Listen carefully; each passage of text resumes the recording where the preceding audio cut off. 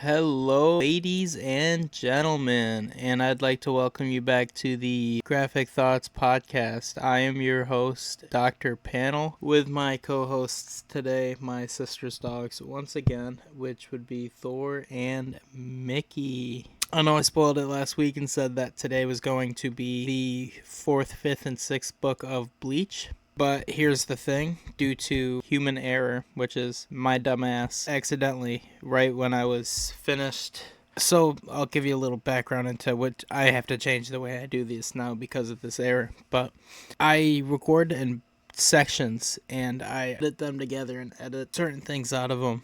And then I delete those different sections when I'm done, and with the finished product I end up posting, and I move to my files, do whatever I need to do with.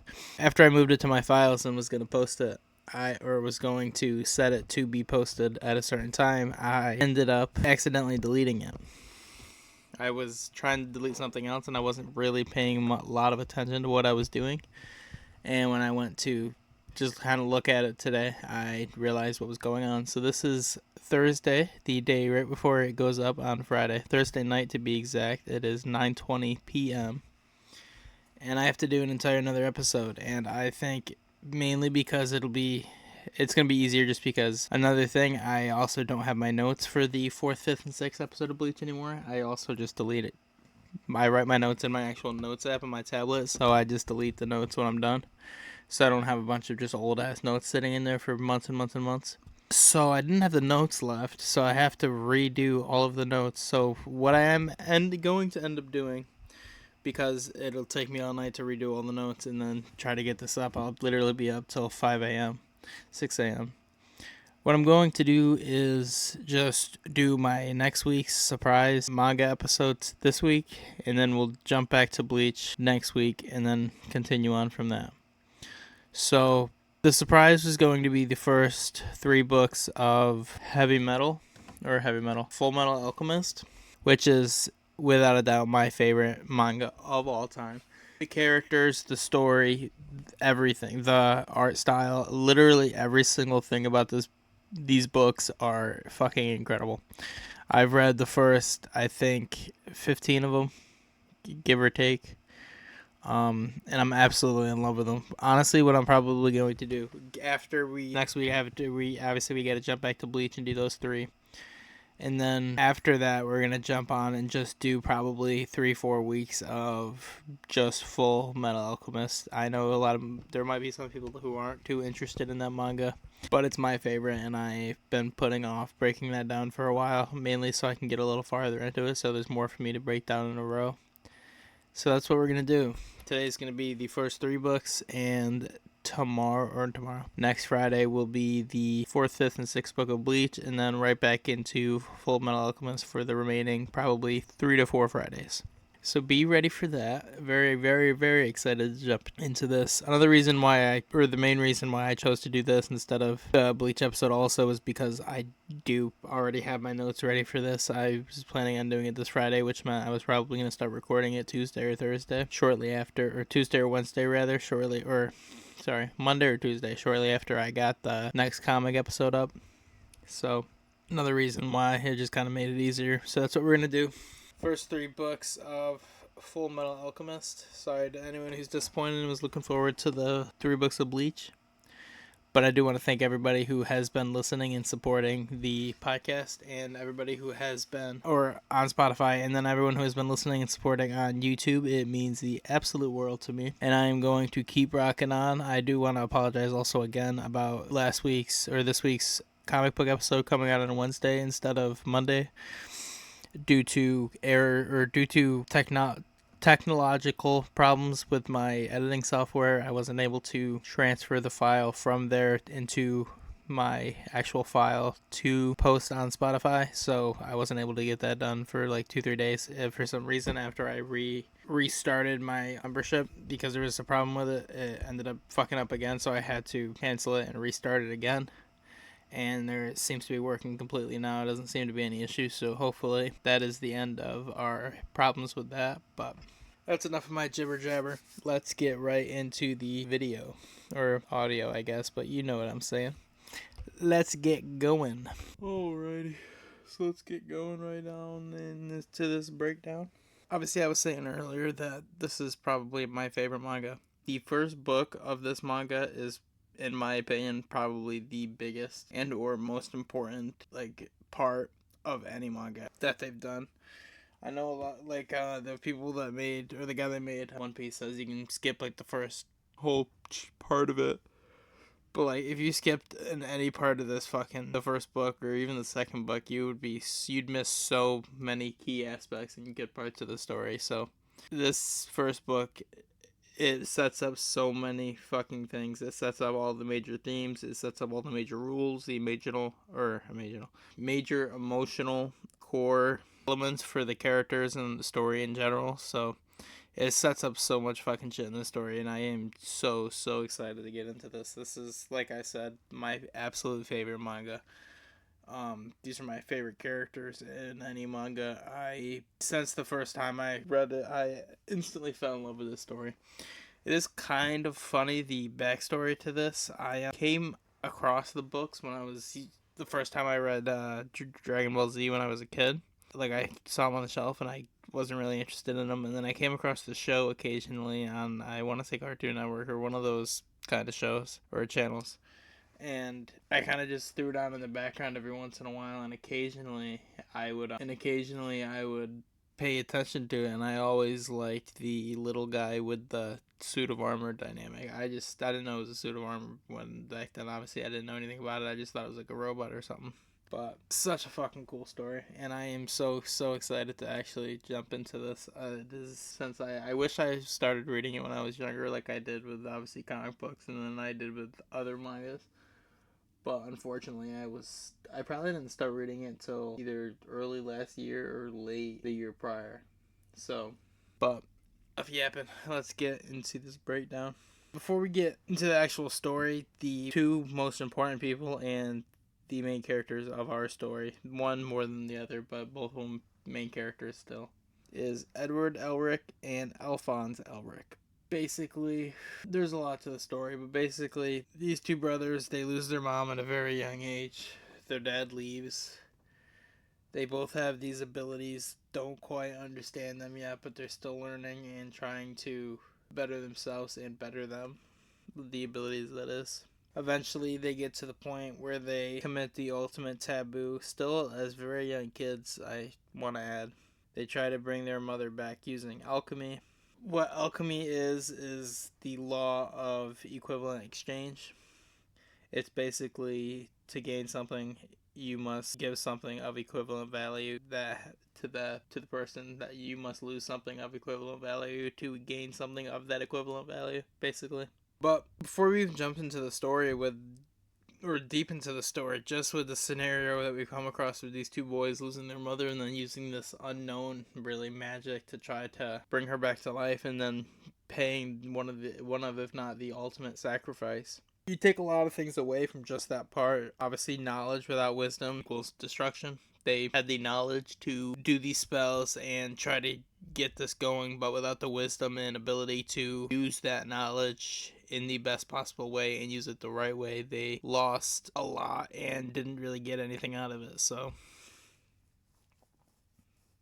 and then just the realization that some things can't be brought back, and it leaves you early on kind of thinking whether or not Alphonse is going to be able to get his body back. They haven't really brought it up yet, but obviously with how this went down, and then thinking that not everything can be brought back, obviously they weren't able to get their mom.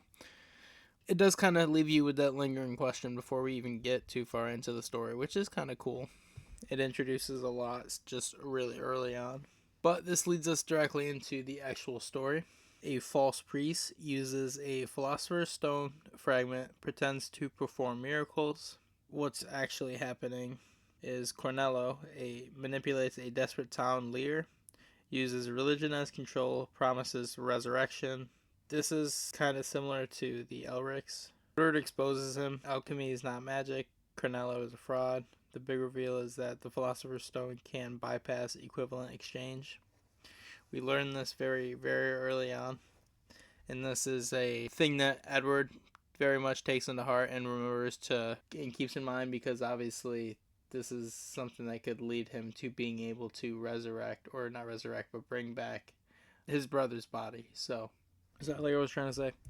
Cornello's story kind of mirrors Edward's. Both tried to bring back the dead, used forbidden power, and gave false hope. Edward is basically confronting his own past mistake with confronting Cornello. The people don't want truth, they want comfort. The message that we kind of take away from this is people will always choose hope, even if it's a lie. People always want something to believe in. This is kind of a controversial take, but I do believe that is why religion in general, not even just a specific religion, but religion as a concept is so popular, because I think it makes life a lot easier just to have something to believe in. And obviously religion, you have somebody you can believe in and look up to and hope that is always looking out for you and looking out what's best for everybody. So in general, I think it just makes life easier and makes life more worth living to have something to believe in. Even if it's not religion, I think having something to believe in is a big thing. And I think that is why people always will choose to have that hope, even if it is a false hope or a false prophet, rather than choose to not have any hope at all. That will always be their choice, whether that is a good thing or a bad thing, depending on how you look at it. So, but this leads us directly into the introduction of Roy Mustang. This is also when we are revealed that, or it is revealed that Edward Elric is a state alchemist. It's kind of funny, actually. Obviously, because he's always walking around with his brother, who is a literal metal armor.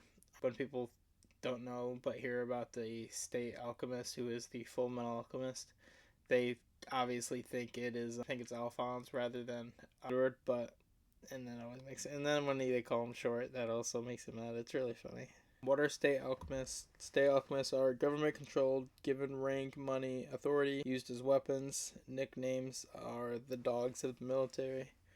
Basically, they are, for lack of a better term, superpowered individuals who are used by the military as a last line of defense and or the strongest form of defense they have. Like, for example, the Mustang guy is the fire alchemist, or whatever his actual title is. That's just his power. We got the fullmetal alchemist, and then there's the stone alchemist we'll see later, and then there's the lightning alchemist or something like of that nature. Storm, maybe something to do with something like that. But basically we find out that Edward's basically his entire reason for joining the state alchemists was to fix his brother. He trades his freedom for resources. He becomes part of something he morally doesn't necessarily support. It's very morally gray. But he decides to go with it, obviously, because it is quite possibly, if not the only way to, quite possibly the fastest, but it could also just be, in general, the only way to get his brother back. So it just seems like it's just what he has to do.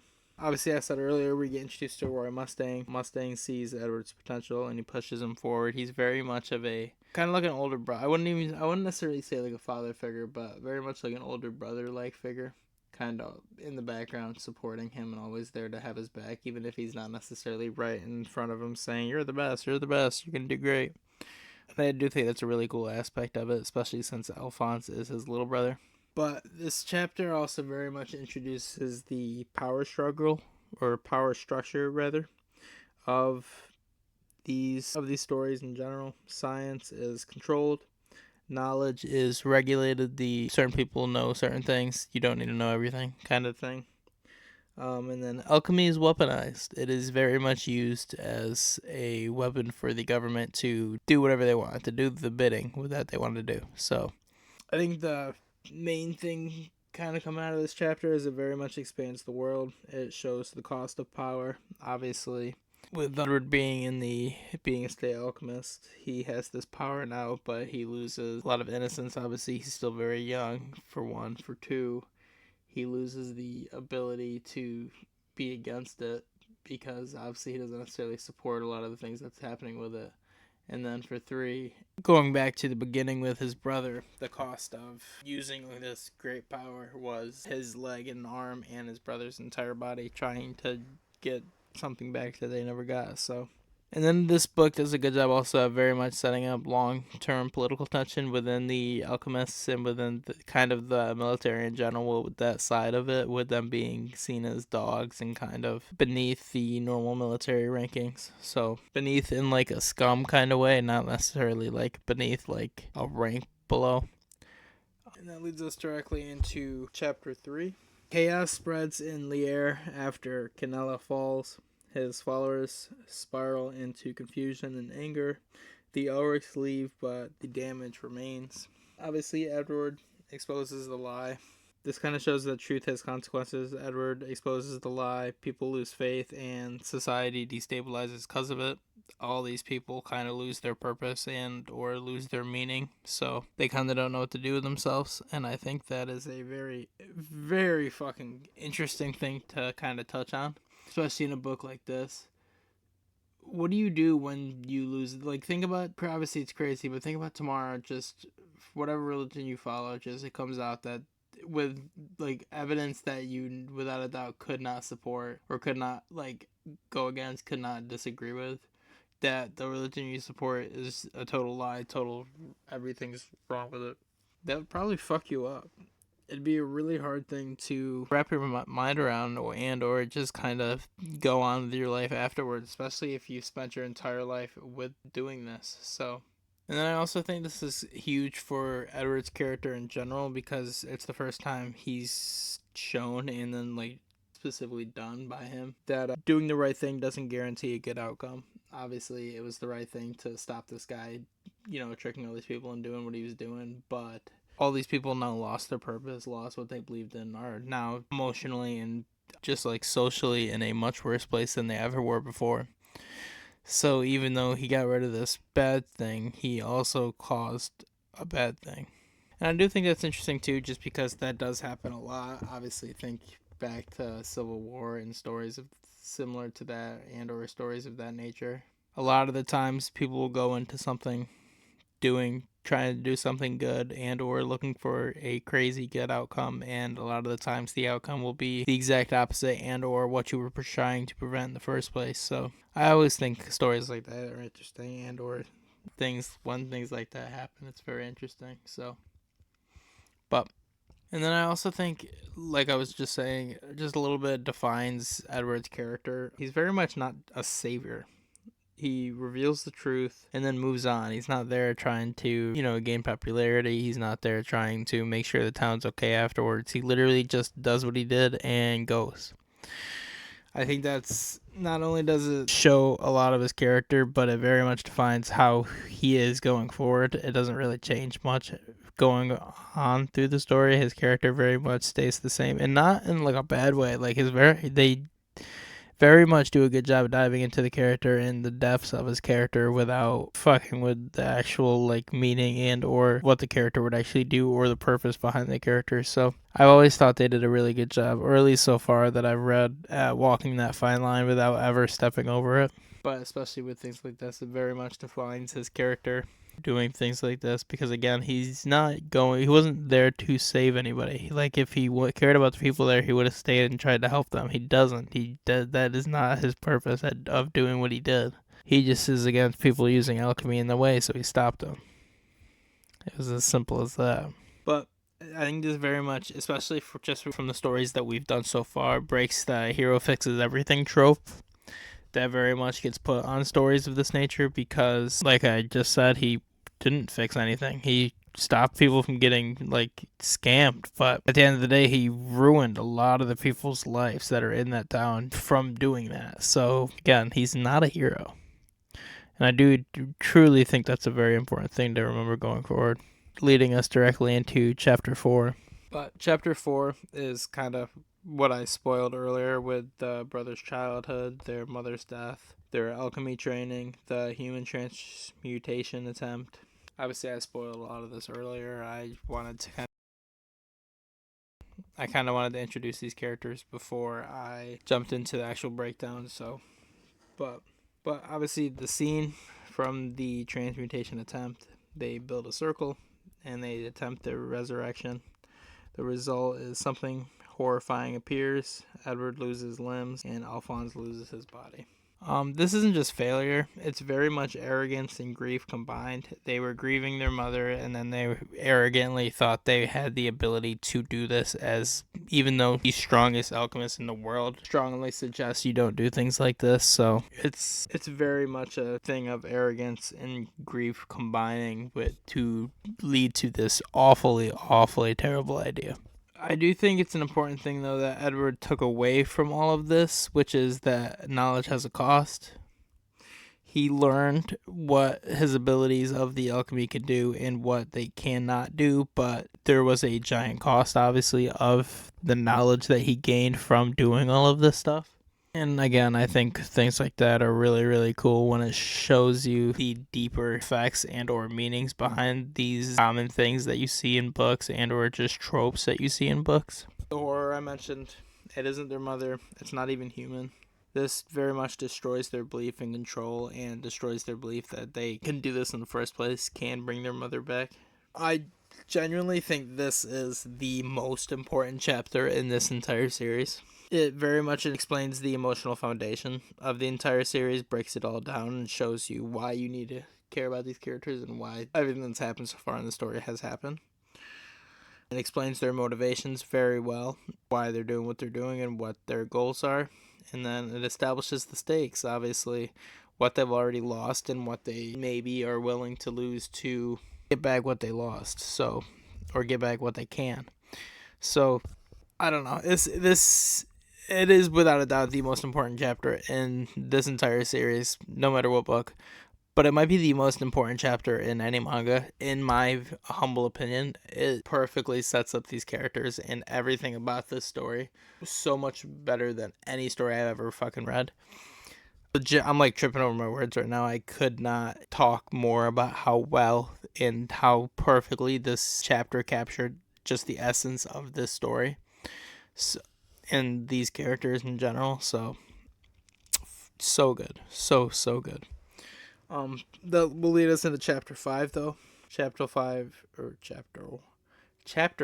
will be the last chapter of the first volume. This is when we're introduced to Winry, the girl. She's about their age. She's the one that makes the automail, which is the metal arm and the metal leg that, actually, I don't even know if I've mentioned that they have all that stuff, but obviously they have all that stuff, a metal arm and a metal leg. They have to replace what he lost. They are made out of automail. It's basically just a super advanced and smart metal leg, metal arm, like we have in real life, but just super advanced and super futuristic. Obviously, him being able to have this makes him the fullmetal alchemist. This is why they call him that. The automail is painful, it's mechanical, and it's imperfect. It's not quite ideal. It's not like, oh, I would want to lose my arms and get this done. No, it's kind of just what they have, because this is what they're left with. So obviously their goal still, we kind of figure it out more later in this book here, but their ultimate goal is to find the Philosopher's Stone to get Alphonse's body back. That's ultimately what their goal is. Why I think them showing the automail and stuff, obviously Winry's an important character to introduce. Winry is one of my favorite characters ever. I love Winry, and I love the way she interacts with the two main boys here. Absolutely one of my favorite trios in manga and anything I've ever read. So, but I think it's important to show the automail for another reason, is because it shows the constant pain, I guess. I mean, Bird's body can't be restored easily. It is a constant reminder that he needs to be careful with it and he needs to be in control. But like I was saying, obviously their goal is to get their bodies back. They want Alphonse's body back and he wants his normal arm and leg back. And we kind of end the first book wanting that. Or not wanting that. We kind of end the first book with that being their goal. That's what they set off to do, is go find the Sorcerer's Stone to get their bodies back. This will lead us directly into book 2. I think it did a very good job. Obviously, book 1 did, introducing all these characters, introducing their reasons, making you care about all of them. I basically liked all the characters from the start here, so they did a really good job with that, and they absolutely hit the nail on the coffin and continue it into book 2 and then into book 3. So let's get right into book 2. Alrighty, and that leads us directly into book number 2. I have a fan. It's a little hot in the RV right now, so I'm gonna have to cut that part out. Sorry, it's a little hot in here right now, so I have a fan going, so I'm sorry if you can hear that in the background, or if that's a little loud in the background. I'm going to try to speak a little bit louder just to make sure in case it is. But we're jumping into book 2 now. Book 2 obviously continues the story from book 1. I don't know if I've mentioned this from other mangas, but the chapters continue like throughout the books. Like the last book left off on chapter 5. This book picks up on chapter 6, and it continues through that. So by the time you get to like this 20th book, you're on like the 60th or 70th chapter, and it's kind of I'm not the biggest fan of them doing that. I think they should do that for when arcs end. Like, say, for Dragon Ball Z, the Saiyan arc, when the Saiyan arc ended, I think it should have restarted with the chapters. Like, it's a new arc, but I also do understand why they do it, so. But just a little bit of an explanation for why we're jumping to chapter 6 for the second book. But Volume 2, basically, I like to look at it as if Volume 1 asks, can we fix what we lost? Volume 2 kind of asks the question, what if the cost is worse than what we lost? I think it's an important question to think about when you go through this story, specifically when you get closer to the middle and the end of it. A lot of shit gets revealed in this story, and then you learn a lot about the brothers and a lot of more deeper things that get you more emotionally attached to the brothers in this story. But this book introduces the true horror of alchemy. The idea that humans are kind of the price of a lot of this stuff. I can't really get into too much of more of what that means quite yet until we get into the story. And then this book introduces the first emotional breaking point in the story, which obviously we'll explain more when we jump into the breakdown, but which we'll do now. But I just wanted to give a little bit of background of what's going to be taking place in this book. Edward Elric, and Alphonse Elric arrive in Uswell. A corrupt official exploits miners there. Edward ends up using tricks more than anything, not brute force, to defeat him. This is very much showing he's very much more of a trickster than he is a fighter. He manipulates the system, uses psychology instead of power to get the best of his foes, specifically the more dominant and or larger ones that you would think would put up more of a threat. This, in such a small time, this also very much shows a bit of growth just from the first book to the second book, because in the first book it seemed a lot like he was very much kind of chasing strength more than anything. In this book it seems like he's very much accepted that he isn't going to be the strongest or the most ready for the fight, but he can still be the smartest and the most cunning. But this is also another big turning point, because this is another sign that the system that runs the land here basically very much allows corruption, and Edward seems to be, especially if you kind of compare it to the priest guy in the first book that he also kind of showed was a fraud, and then all the people in the town got all fucked up from it. It's a similar thing to that, in my opinion, where Edward is willing to bend the rules when he needs to do what needs to be done, whether it's the thing that people would want or would be the best thing for the people there. It is the right thing to do, so he does it. It's a bit of a light tone in general, but it does a very good job at quietly building Edward's moral flexibility that leads us to chapters 7 and 8 though. And during this, the train that they're on, arriving into, where were they going? Uswell, gets hijacked by terrorists. Edward and Alphonse stop them, introduces military action and coordination. Why is this breaking it down like this? But this whole taking down these hijackers and then everything that's going on in this train is very important, because it is the first time we kind of see Edward being shown as a military asset and not as much of just a traveler or another person that's just there. State alchemists are very much tools of power. Obviously, the military sees them as weapons. Citizens see them as dogs of war. This is also a sign that Edward is very much getting pulled a bit deeper into the role of being a state alchemist. How they take down the hijackers is kind of interesting too. Edward comes up with this plan to separate the hijackers using alchemy, kind of tactically instead of destructively. Alphonse supports and obviously protects the civilians. The hijackers are defeated and the situation is resolved efficiently with no casualties. Edward very much shows a lot of strategy, thinking under pressure, obviously with a lot of people in danger and all of this stuff happening so fast. Him being able to come up with this and being able to end up saving all these people at the end of the day with the plan that he came up with is pretty cool, and it's a really big thing for his character, showing signs for growth for the future. But it's also kind of a sign that he's becoming more comfortable acting like a weapon. Obviously, like again, the military are seen as weapons. These state alchemists, they are used and seen as weapons. So, and in a way, doing the bidding of them, you could kind of say he's being used as a weapon. He seems to be adapting to a system that he doesn't fully trust, because it seems to be the only way to get to the ultimate goal that they want, which is getting him and his brother's body back. So, this leads us to chapter 9. Edward starts researching the Philosopher's Stone. Obviously, we established in book 1 early in book 1 that the Philosopher's Stone kind of counteracts the laws and principles of alchemy, like the give and take kind of thing of it.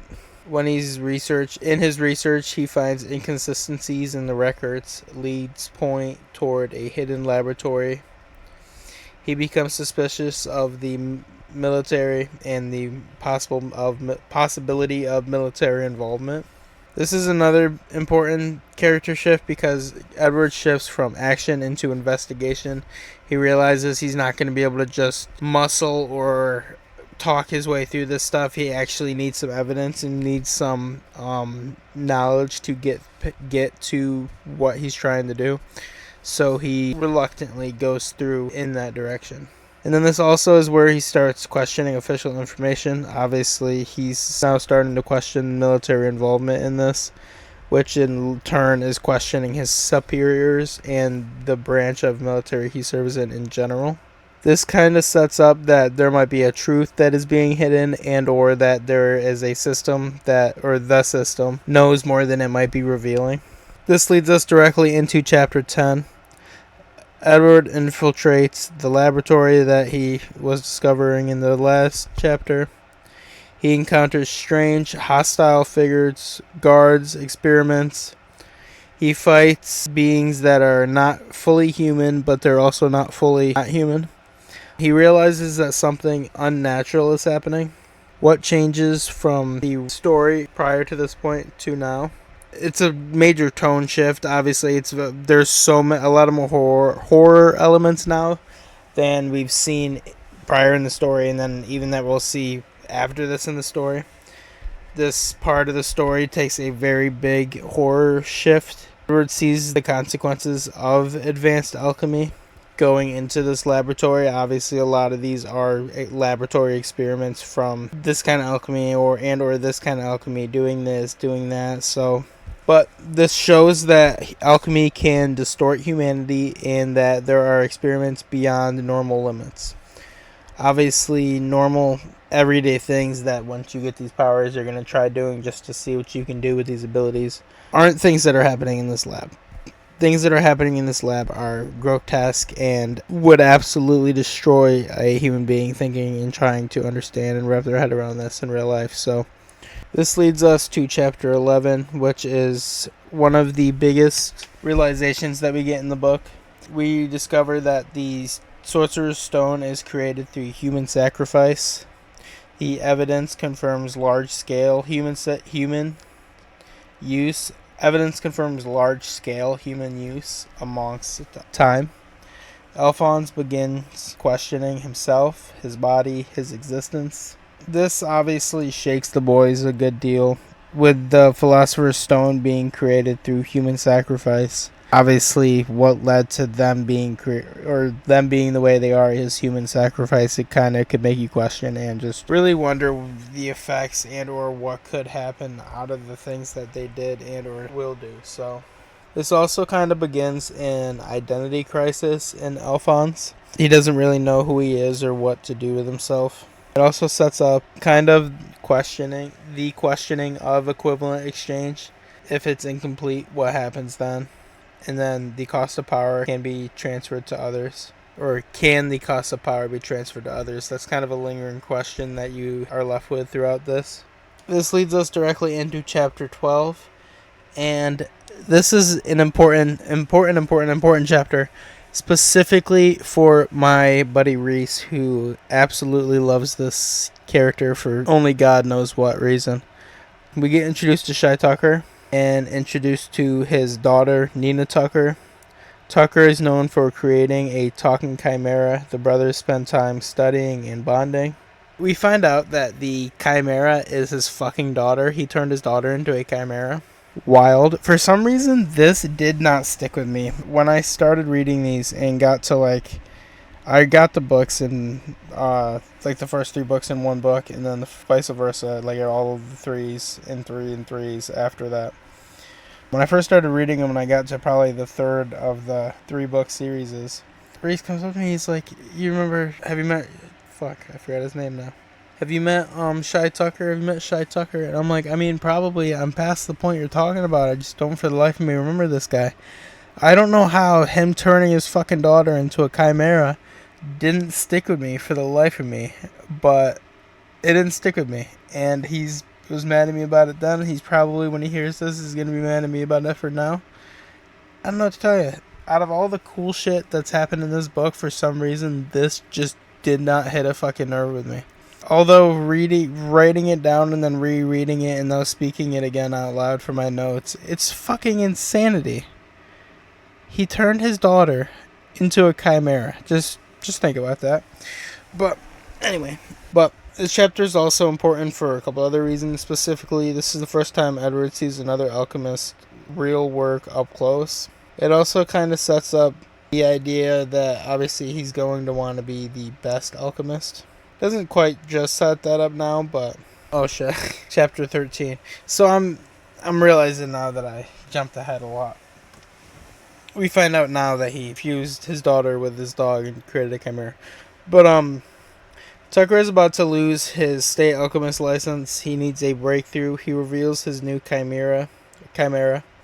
It is Nina fused with her dog. The chimera speaks weakly. Edward realizes the truth instantly. Tucker justifies his actions logically. Obviously, he didn't want to lose his license. He did anything he could. Authorities intervene, luckily. Edward experiences total emotional shock. He has no fucking idea what to do. He was not expecting this and was not expecting that. What the fuck? Who, in what world would you be expecting that? So, completely caught him off guard. And this is another reason he started to realize the true dangers of alchemy. Obviously what he did, and then all these bad things that he has seen and heard of from doing things in alchemy have very much led this way also. It very much shows that there are lines that should never be crossed. Obviously he's learned that in his own right, but he's learning that more and more the more stories and the more farther we get into this story. And then just the idea that some consequences can't be undone. Obviously the mother, or Edward losing his mother, and then for as far as we know so far in the story at least, the boy's losing his body for Alphonse and then his arm and leg, that might not be able to be undone. And it's a very hard pill to swallow for them, and it's a hard thing to think about reading, especially at this point. We have no idea. I mean, for God only knows how, you know what I mean? We truly don't have any idea, so it's truly one of those things. They do such a good job, though, just getting you into these characters. But at the end of this book, we are kind of left with these characters in a very different state than the first book. Edward is very much less confident in his goal. He's more aware of the consequences that could be foreboding him. And then he's beginning to question kind of everything that he has done and is going to be doing in the future. The direction he's chose and the path that he's going to be on. And then Alphonse, he's starting to doubt his identity. He's having a whole identity crisis. And he's becoming very, very, very emotionally fragile, more internally than like outside. But I think Volume 2 walks you through a very specific transformation of from we can fix this to we may not like what it takes to fix this, which is kind of an important lesson to think about. Sometimes it takes a lot more effort than it is truly like necessary and or truly should be put in to get something to go the right way. And sometimes it's just truly the best thing to do is to not put in the effort to fix it. So I like when books like this can give you life lessons that you can actually take away and take into your life and actually do something with. So it's always really cool. But that'll be all for book 2. That will lead us directly into book 3. We jump right into book 3. And book 3 continues the series in a big way. We introduce to the first real enemy in Scar, which is a badass motherfucker. Scar is so goddamn cool. He's without a doubt my favorite villain in any manga. Vegeta's a close second, but fuck, Scar is so goddamn cool. We learn about the past war, the idea that the state alchemists aren't heroes, although we kind of know that. And then the first hints of a deeper conspiracy kind of underneath. We jump right into chapter 14. After the Nina tragedy, Edward Elric is emotionally shaken. He and Alphonse continue to travel. They decide to keep searching for the Philosopher's Stone despite what they learned. Edward chooses forward motion over emotional processing. He decides that if they sit there and just stew on what they have found out, that they will never be able to get to their ultimate goal and see if it will work in the first place, if they'll be able to get their old bodies back. So he suppresses his guilt instead of resolving it, which is a big theme for him specifically in this book. He represses a lot of guilt. He holds a lot of guilt specifically for Alphonse losing his body. And then later, I want to say book 11 or so, they kind of start talking about it and touching on the guilt he feels due to it. So they do such a good job with the emotional and story beats of this book. In this book specifically, but just throughout the entire series of this book that I've read at least so far.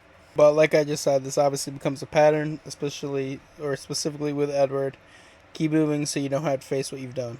This leads us directly into chapter 15, which is the introduction of Scar. A mysterious killer is targeting state alchemists. He attacks Edward. This is the first big fight of the manga. Scar uses a unique form of alchemy. He destroys instead of reconstructing. Edward is overwhelmed and seriously scared. That is a big thing. The biggest thing about alchemy is very much not destroying. It is kind of reusing elements to your own advantage. If not anything else, you're never destroying. You're recreating and or reconstructing. So Scar using that is very different. Obviously, Scar is very anti-alchemist almost. Edward builds while Scar destroys. This kind of represents the idea of rejection of alchemy itself as a whole, which is kind of a cool concept. But this is, like I said, the first real threat. Unlike prior enemies or prior people, Scar is not greedy. Scar is not misguided, not corrupt. He is ideologically driven to destroy all alchemists. This leads us into chapter 16. The fight continues. Scar nearly kills Edward. Alphonse steps in to protect him. The military forces arrive. Edward's very much met his opposite. Scar looks at alchemy as very much of a sin and needs to be destroyed, whilst Alphonse is... obviously he's a state alchemist. He is one of, if not the leader of alchemists. Like, he is the alchemist of alchemists. So, obviously, we're only saying that because he's the main character, but they're kind of opposites of each other. But Edward realizes, obviously, he isn't the strongest. His knowledge has limits. He has no idea how he's going to beat Scar or how, in general, to beat Scar. And then this is also where Alphonse's role grows a little bigger. Alphonse becomes more of a protector rather than anything else. And then you see a lot more throughout the book. He does protect Edward a lot. And he shows a lot of emotional strength over Edward. Edward kind of came off very young and not the smartest here. He kind of just jumped in for the fight to fight. He wasn't really looking at it as on a smarter level. Alphonse didn't let his emotions get into it at all. He was just realized his brother was in danger and stepped in. This leads us to chapter 17, introduced again to Roy Mustang and the other state alchemists engage. They all engage with Scar. We see multiple alchemists fight. Scar vs. the military shows this is bigger than Edward. There's an ongoing conflict that Edward, at least to this point, wasn't aware of. This is also kind of the first time that the state alchemists are, in a way, revealed as weapons. Their abilities are destructive. Their role in the war becomes a lot more clear than it was prior. Chapter 18 is the Ishval flashback. We learn about the Ishvalan people. Scar is from Ishval. The Ishval Civil War is introduced. This kind of introduces the truth about the military. State alchemists were used to kill civilians and destroy entire populations. This is probably also why they're called dogs of war. This probably is passed on through cultures and through time. This also introduces Scar's motivation. He isn't just a random killer. He is a survivor, a victim, a product of genocide. This is also where the story gets a lot darker. It's very, I don't want to say very lighthearted, but it's a bit lighthearted up to this point. And then you get to the point where you find out this is what state alchemists were used for prior to now. And you're like, holy shit, that's really fucking dark. And it just gets darker the more you learn about Scar and the more Scar is introduced. So, like I said, Scar is really fucking cool. But the question very much changes from why is Scar killing to why did the state create Scar, which is a problem in of itself. This leads us to chapter 19. We learn more about the Ishval Civil War. Mustang and others reflect on their actions during the Civil War. Emotional weight builds. Mustang holds a significant amount of guilt for his actions during the Civil War. He participated in the destruction. He's not clean or heroic. It didn't quite say if he participated in the genocide, but he did at least participate in the destruction of like the towns and all that shit. It also kind of shows that the military isn't just flawed. It has committed atrocities. It is very much broken. It is not just flawed. It is not just a chip in the armor. It is a bridge with a broken leg that is falling into the riverbank. This is also the first time Edward realizes this and realizes that the system that he joined is kind of built on blood and built on genocide and built on destruction. And he never knew about any of this. This leads us directly into chapter 20. Edward recovers from his injuries, reflects on Scar and the war, and decides to continue to search for the truth. This is where Edward's worldview very much expands. It no longer is just about him and Ale. The world is much darker and more complex than that. His determination very much evolves from I'll fix my mistake to I need to understand the world and fix many mistakes. And then by the end of the book, I mean, the characters are even in a even much crazier place than they were from book 1 to 2. Edward very much goes from shaken but focused on his goal in the start of volume 3 to realizing that the system he joined is morally compromised. The power comes with historical consequences. He's part of something much bigger and much darker than he ever could have imagined. A lot of crazy fucking things were introduced and realized in this book. They did a lot in the first 3 books, and I think they did a really good job at keeping you and getting you hooked to read more. I mean, once I started reading, I couldn't put them down. For probably the next 4 to 5 weeks, I was buying, I was going through a book a week and just buying the next one, buying the next one, buying the next one, buying the next one. And it was getting real bad too, because I was reading fullmetal, Alchemist, My Hero Academia, and One Piece, I believe, all at once. And then I also started reading Attack on Titan. So I was reading all of these books, when I say at once, obviously I'm not reading them all at the same exact time, but I started with Fullmetal Alchemist, My Hero Academia, and One Piece, and I got the first one, and then for Full Metal because I thought I would like it the most, and I did. I got 1, 2, and 3 all in one book, and then the next week I did the same thing, and I just got 1, 2 of One Piece, 1, 2 of My Hero Academia, and then the 3, 4, 5, or 4, 5, and 6 of Full Metal, and I just continued on like that for a while, and then I started reading Naruto again, which I never actually read the original book back in the day, and I know I'm probably pronouncing that wrong. Fuck you, I don't care. That's the only one I don't care about. Fuck you. And then I started reading Dragon Ball again, and then I started Spy Family, and I read One Punch Man a good deal. Didn't like it very much. I read a bit of... I ain't gonna go through all of them. I read a good amount of them through by now, and I'm working my way through a lot of them. The only one that I've been having trouble with is Attack on Titan. I actually planned many, many, many episodes ago. I wanted to do the 4th, 5th, and 6th book of Attack on Titan, because obviously my first ever episode was When the Walls Start Cracking, which was the first ever episode of Attack on Titan, or of the podcast, which was Attack on Titan. And that's such a fucking cool book, and it has such fucking cool artwork, and especially now that we're up on YouTube, I'd love to get some of that artwork up into like a slideshow or something and up on a video, but I can't for the fucking unless I go online, which I don't like ordering stuff online, so that's why I've been going to bookstore after bookstore just looking for it.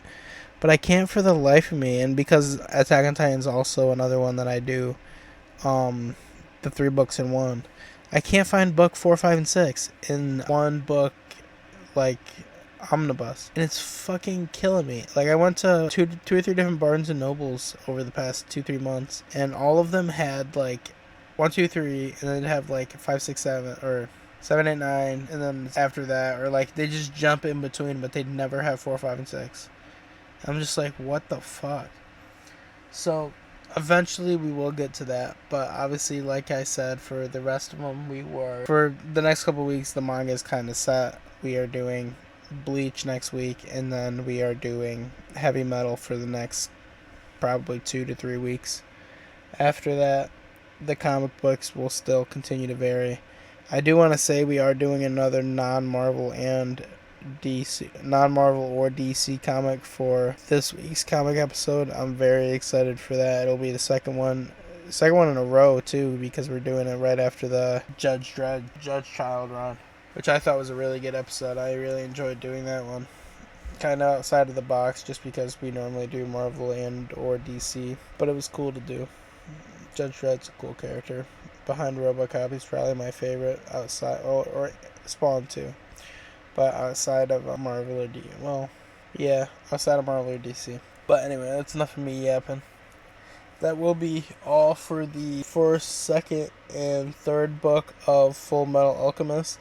If you have not read any of these books, I strongly recommend it. I haven't watched the anime yet, but if you want to watch it instead of reading it, I'm sure that's really good, so I strongly recommend that. I know there's a couple live action ones. I don't know how good those are, but shit, go ahead and watch those too. But yeah, I absolutely loved doing this episode, and I can't wait to keep doing this. This is such a good anime, and if you guys if you guys don't know anything about it, I don't know why. Like, you've had so much time, you're missing out. Just jump in. Jump in whenever, you're fine. Anyways, that'll be it for the first 3 books of Full Metal Alchemist.